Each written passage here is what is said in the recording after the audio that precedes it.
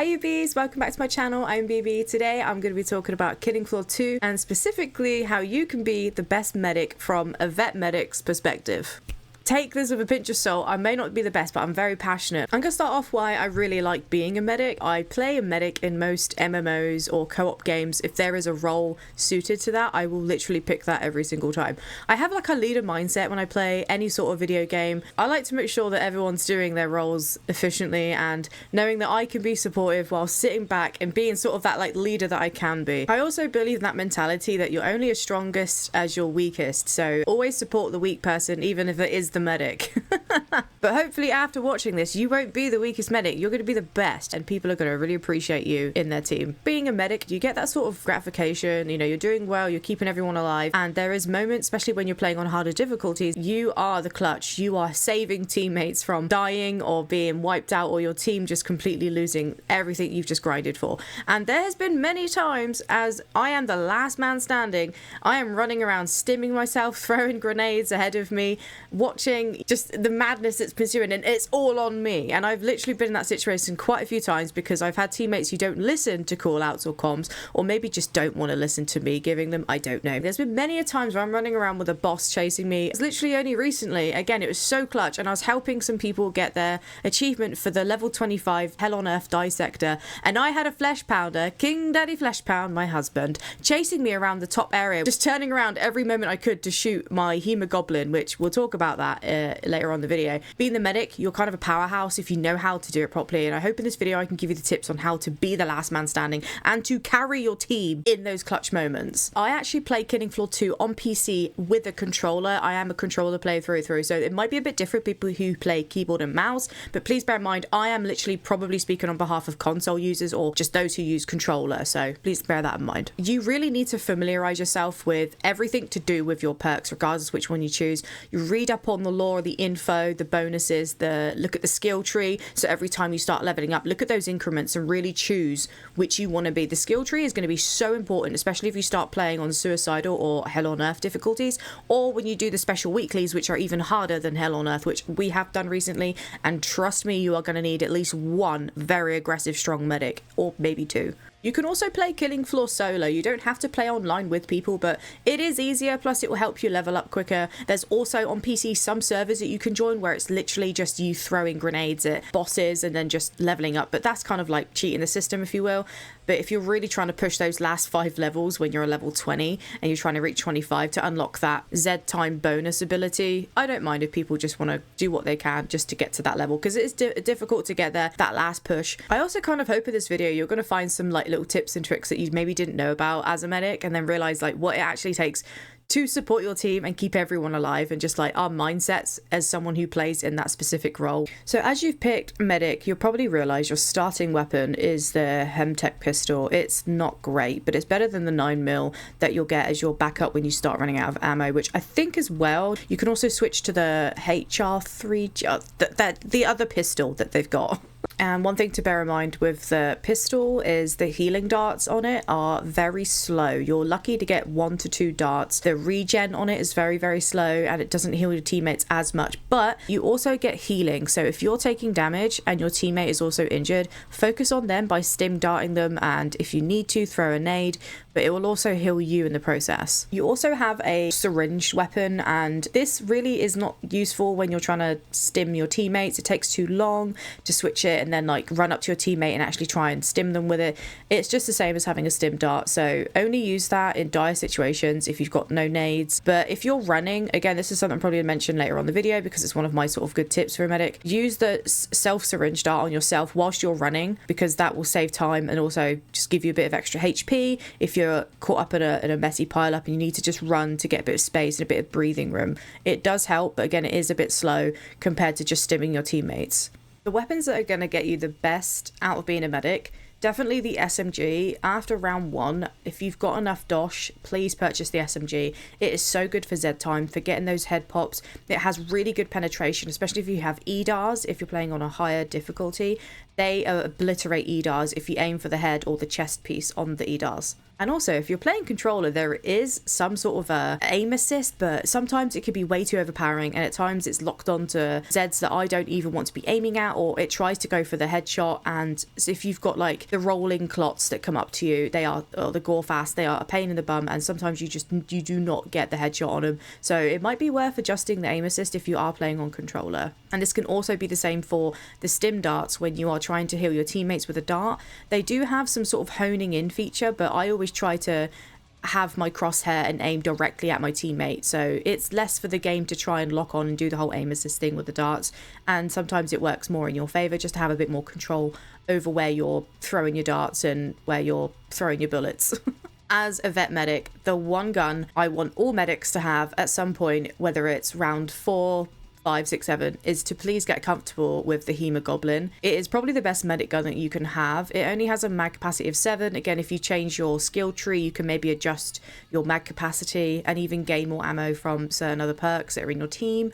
But this gun is so good because it does a really decent amount of damage. It is really good against flesh pounders and any sort of higher meteor Zeds. It is brilliant, and it also drains the health. So you'll see like a little blood drop above the enemy when it's penetrated, and it starts draining the blood. Basically, it's damage over time. They're pouring out of blood. Think of it like an open vein that you've just given to this Zed. So it's a really good gun, and it's excellent against bosses as well, especially if you're going against the matriarch, patriarch, and you go for their sort of fleshy spots. King Flesh Pound, aim for the fleshy spots. It's not very good against like metal parts, so if you're trying to shoot in like the helmets or like metallical bits, sometimes you'll find it's not as good, so it's not great against EDARs per se, but it is so good for everything else. If you're using this at the end level and you find you ran out of ammo and you've got no other ways of getting ammo, I always say before the end round, purchase a secondary Hemoglin. So drop your gun. If you're playing on keyboard, it's backspace, which is what I usually do, because on controller it's a bit annoying to drop guns and switch out, so I just use backspace on my keyboard. Make sure you've purchased enough guns, because you have so much dosh on the end level, and I always see people that they just buy one weapon or upgrade their one, and then they're just left with a couple of, they're just throwing money on the floor at other teammates. The best thing you can do in that situation, literally pick up all that money and start buying other guns, and then just leave them by the trader or on a running route. So if you know you've got a boss and you know you're going to run out of ammo, that way you're not chasing after your teammates for ammo pickups. Your teammates aren't worried and just running around so you can't stim them as a medic. Purchase extra weapons, and I always suggest purchasing medic weapons because they come with healing darts that any class can use. I get really passionate about these guns. Anyway. The shotgun is also, the medic shotgun, sorry, is actually a really good secondary choice. I usually have a shotgun as a backup, but my other favourite gun is the Healthrower, which is like a mist acid healing nade gun. It's so good. It's only 1,000 dosh, and it's always in my itinerary. It's probably the one that I get from level 3, round 3 onwards, because obviously I start with the SMG as soon as I can get that, then the Healthrower, and then I get rid of the SMG and I've got a Healthrower and a Hemoglin usually, and then I'll purchase another Hemoglin and a shotgun come to like the end levels, because I usually play on Hell on Earth or harder, but then I do like to go down a level as a medic and sort of help other people get through and get their achievements, because a lot of the times people are struggling to get those achievements because they don't have a decent enough medic. So if you want to be really helpful to the community, do bring yourself down a notch and help out other people, and just, yeah, try and be as supportive as you can, because we've all been there. But I would personally suggest the Hemoglin, the shotgun, the SMG, and the Healthrower. The other weapons, some of them are DLC. Also, if you're playing like a berserker, there's the melee shovel, which is like the medic shovel. That could also be very, very clutch and useful. But again, you want to be playing a perk that benefits using a melee weapon. Personally, had awful experiences using the rocket launcher heal weapon and the grenade launcher, and also the sniper. I think the sniper is probably only good on your boss fight, but again, it's so slow. Medic isn't really supposed to be high damage, which is why I love the Hemoglin, because it's a great support weapon if you've got a gunslinger or, you know, a shotgun user and they are just plowing bosses and big Zeds, and you've just like given them an open vein, so they're now draining blood, you've given them damage over time. It is just so useful, but you're not there to be the big damage output, you're just there to be the best support and the best medic. So you're focus should primarily be just your teammates. But then if you're trying to get a bit of damage, the skill tree also supports that. If you're trying to be a beefy medic, not really prioritizing your teammates as much, if they're not taking as much damage, you've got running routes going on and you're really efficient, you know the maps, and you've got a route or you've got a holdout, then some medics will switch up their skill trees so it's a bit half and half, or purely just singular, so they go to the right side of the tree, which benefits just the medic mostly, whilst the left side is pretty much mostly all altruistic with some sort of personal benefits. But again, you get some who mix and match, but as long as your Z time at the bottom, you actually kind of want it to be on the left side so it benefits all your team, so everyone gets that healing burst. Again, heal them, and then that also counts to attack Zeds. So if you are near your teammates, people really need heals, and you get that Z time healing burst, it's gonna absolutely obliterate all the lower tier Zeds, so like the crawlers, the gore fast, the clots, the cartwheeling stalkers. I absolutely, they get on my nerves. Anything that's an enemy, if they're near you when that Z burst level 25 altruism side goes off in that healing burst, they get poisoned, and it can also stop them from attacking, which is brilliant, and it heals your teammates. It's a really great ability to have, but some medics will have the other side, which isn't the healing burst, and you really want to make sure you've got a medic that actually wants to be a medic and isn't just trying to be, look at me, I can kill everything, can be tanky, because those are really selfish. And again, you might see the one medic who's got maybe an extra ammo capacity instead of giving teammates the speed boost ability, things like that. But again, it's up to whatever medic wants to be. But your primarily focus to be a great medic is to be altruistic as heck and to try and keep everyone alive. And I do find with my tip with buying an extra weapon, especially in the later levels, is actually way more beneficial than just having a selfish perk tree like option. Instead of going down that route and going, oh, I just want an extra 20% ammo, you could literally buy another gun and all of the bullets. That's more beneficial. Every time you heal a teammate, you'll see above your health and XP bar, there is these like little green symbols with the arm symbol, the running symbol. Those are the perk bonuses if you selected them on the skill tree for the medic. You don't get those if you've gone on the selfish route and chosen things like extra ammo or, you know, reload, whatever those things are on the selfish side. If you've gone for the altruistic route, every time you heal a teammate and they actually need the healing, it doesn't work if they don't need healing. So if they're at max health, even if you stim dart them or throw a grenade, it only works when they've taken some damage. So say if they're at 95 HP and you've just stim dart them for that 5, then they will get all of those bonuses that you have applied being an altruistic medic, and it lasts for a certain duration, and you can keep doing that. It'll stay for as long as you are healing them if they keep taking damage. And I think some of them are also stackable, and that also works for using the Healthrower. It's not just the stim darts or the nades, it's any time you heal your teammate. And obviously using the Healthrower is such an easy gun, and it gets rid of Zeds like anything, like the lower tier Zeds. So if you've got crawlers and clots grabbing at you or biting at your ankles, or the cartwheeling stalkers like coming to, like, you know, punch you in the face, the Healthrower can also stun sirens. They will literally just stop screaming and they just have a sort of, you know, a moment to themselves because they're poisoned. The same thing happens to EDARs. You can actually stop them from doing their function by misting them. The same with any other lower tier Zed. I would be very careful using the Healthrower in front of a Scrake or a Flesh Pounder, because they obviously have an aggro meter where they will start walking, and the minute they take a certain amount of damage, or they get too pissed off, as I like to say, they then get very angry and start doing their aggro routine and animation, and that is not fun to be in, especially if you're at the front with your fun little Healthrower, which isn't a massive damage output, it's more of a poison. Use that away from the Scrakes and the Flesh Pounds until you're ready and your teammates are ready to take them on. I want to mention the health bars above your teammates' heads. I think you can turn these off in some settings and also go to the legacy version. Do not use the legacy version. You will not like the health bars. I like to see the green and the blue if they've got shield.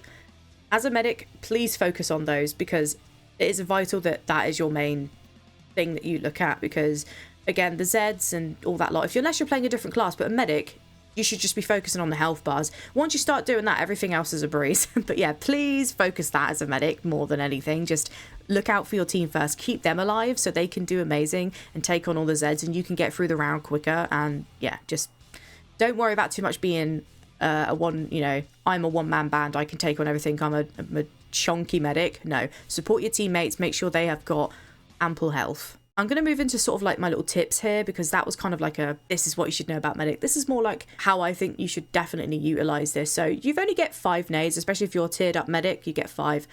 But you can't just throw them willy-nilly throughout don't forget, like, each round can be quite long, especially if you're playing on harder difficulties, and it might just be easy to hold up in an area and just throw nades down. But once you're out, and they do not help you for very long. They do not last very long either. Really focus on using the stim darts, like I said, and if you start using the Hemtech assault rifle, which is the heal assault rifle, it's not the best. Again, for damage, think of it more like an extended SMG with a maybe lesser bad recoil.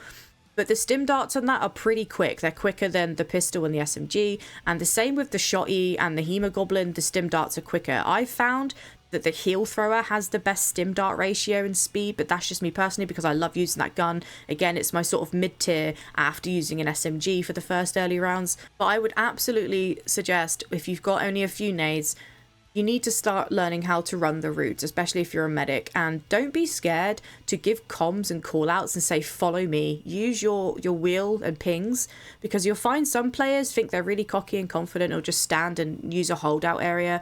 But that doesn't always work, and some people don't know the spawn locations, and you don't know what's going to get thrown at you. You don't want, to be chased around by loads of flesh pounds, because you will not be able to hold up in a certain area. You will have to keep moving. And my advice is, when you are running, to throw the grenade ahead of you, so by the time it explodes and your teammates are running, they're going to run into your blue mist. And also, if there's any spawns that have been triggered ahead of you, the Zeds will walk into that and get poisoned, and some of them won't even bother attacking you because they're poisoned and goodbye Zed.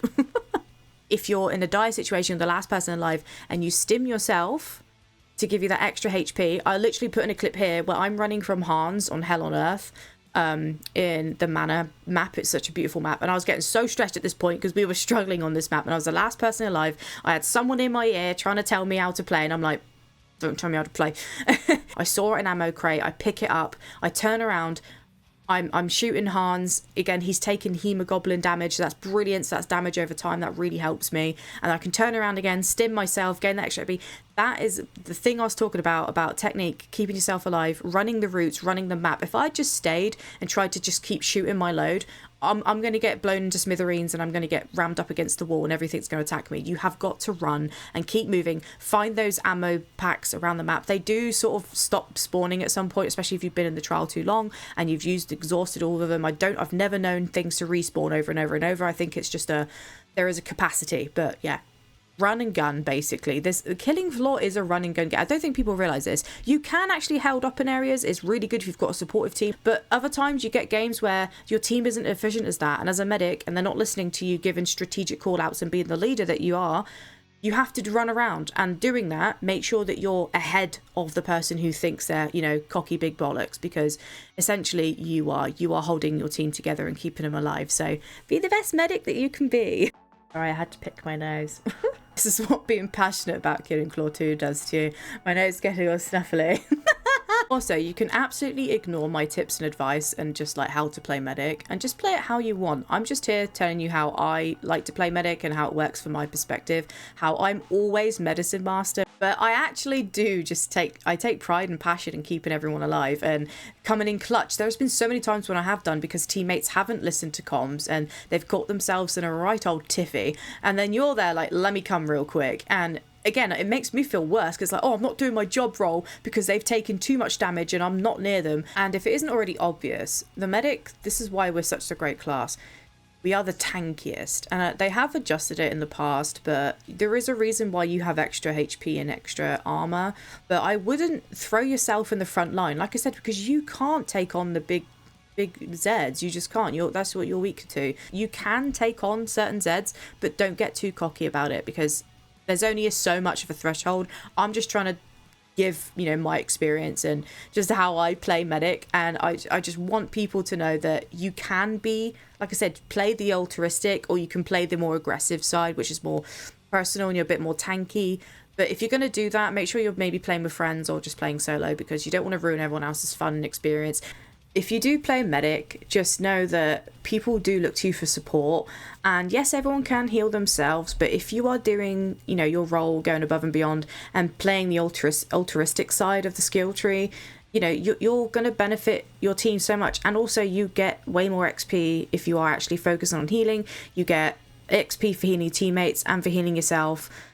And again, if you look at the bonuses for what your perk actually does provide, you know, you get extra bloat resistance. So if you've got a bloat and, you know, being puked on, or if you're against the abomination and he's got those little green horrible gooey things chasing after you, little gremlins, you basically are more resistant to that. So whilst your team may take more damage, if you stand in the way and turn around and stim your teammate, you can literally just be continually healing. And that goes for a lot of other things. If your teammate is running towards you and trying to run back so you can run a different route because you've got Zeds chasing after you and they've just taken a massive hit from an actual flesh pounder and not a quarter pounder, take the hit for him, stand in the way, be the cannon fodder, because you can take an extra 4 or 5 hits and turn around whilst you're taking it from behind.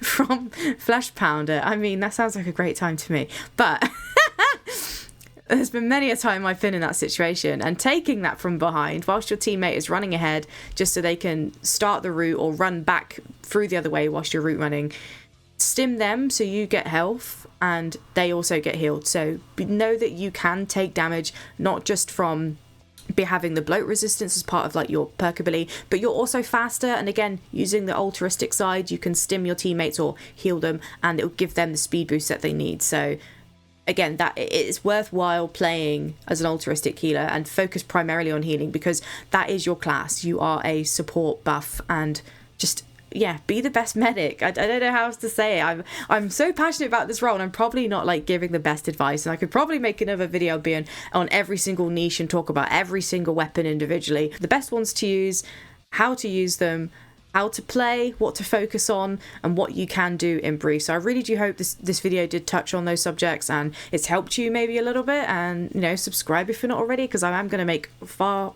much more Killing Floor 2 content, because it's just like one of my favorite near and dear games. I'm very passionate for it, and yeah, I love this game. Also, sorry, I'm going to get really close to the mic on this one. I'm sorry, Tripwire.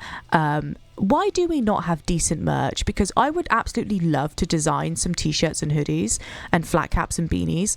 I would really love a t-shirt with like the Prestige 5 medic badge with also my like gamer tag, and have it as a t-shirt. I don't think I'd ever take it off. Yeah, can we get better merch? Can I do that? Is that a thing I can do? Can I make that? Anyway, hit me up, Tripwire.